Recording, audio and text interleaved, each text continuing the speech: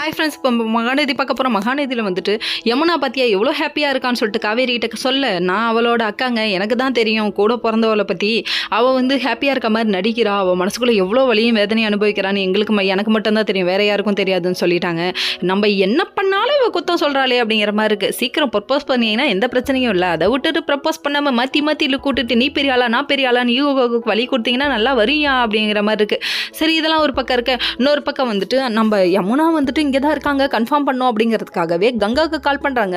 கால் பண்ணி விஷயத்தால் வீடியோ காலில் காமிக்கிறாங்க. வீட்டை சுற்றி காமிச்சிங்கப்பா, சூப்பராக இருக்குப்பா, எப்போ கிளம்பி வரீங்கன்னு கேட்டால் 2 நாள் ஸ்டே பண்ணுறான் அப்படின்ட்டாங்க.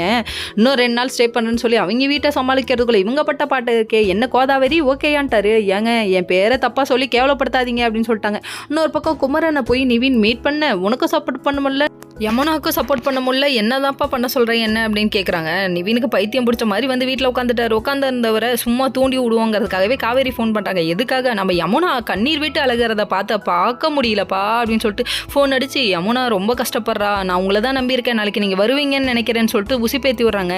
காதலுக்காக தியாகம் பண்ண மாட்டிங்களா அப்படின்னு சொல்லிட்டு கேள்வி கேட்க, ஐயோ இப்போ என்னை போட்டு வறுத்து எடுக்கிறாளே அப்படிங்கிற மாதிரி இவரே ஃபீல் பண்ண ஆரம்பிச்சிட்டாரு. இன்னொரு பக்கம் வந்துட்டு யார்ட்டம்மா பேசிகிட்டு இருக்க, இந்த அளவுக்கு கெஞ்சிரியன்னு சொல்லிட்டு விஜய் சொல்லி கேட்க, என் தங்கச்சிக்காக எந்த எல்லைக்கு வேணா போவேன், யாருக்கால வேணா பிடிப்பேன் அப்படிங்கிறாங்க.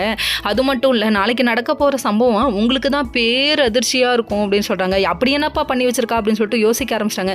அது பேர் அதிர்ச்சி இல்லை பக்கி, இன்ப அதிர்ச்சி பக்கி அப்படிங்கிற மாதிரி ஆயிடுச்சு.